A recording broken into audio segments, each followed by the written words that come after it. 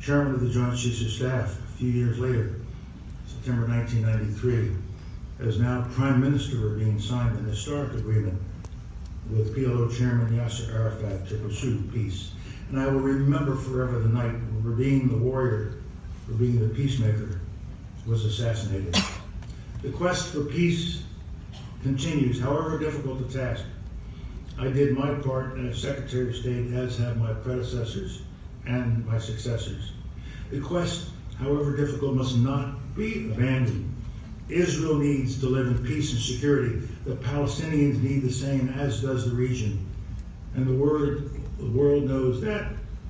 The challenge ahead will be difficult, but it must be met, it must be pursued.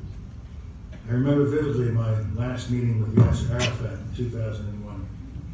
We were in his headquarters in Makata in Ramallah. I was escorted there by Israeli security and turned over to Palestinian security and went into the building. Israel had isolated the building, no water, no electricity.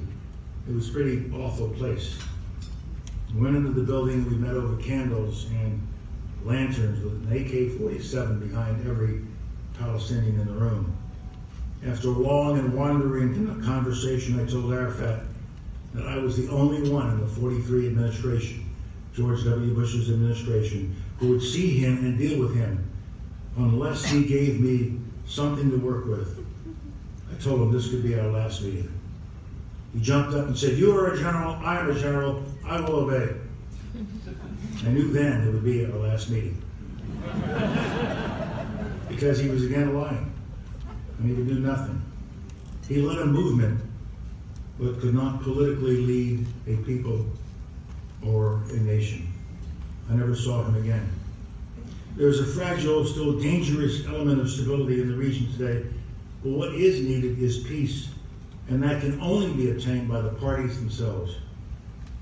The pursuit is not helped by international actions and resolutions singling out Israel for economic attacks or human rights allegations while ignoring despotic nations far more deserving of condemnation. That is not justice, and that's not acceptable.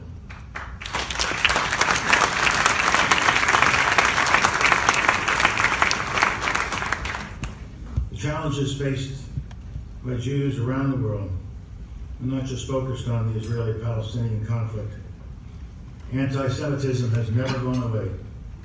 In fact, in recent years, we have seen the rise of far-right political movements around the world that are tolerant of anti-Semitic speech and actions. Here in our own country, there has been an increase, a rise in anti-Semitic behavior. The ADL reports that here at home, there was a 34% increase in anti-Semitic incidents in 2016 compared to 2015, and an 86% increase in the first quarter of 2017.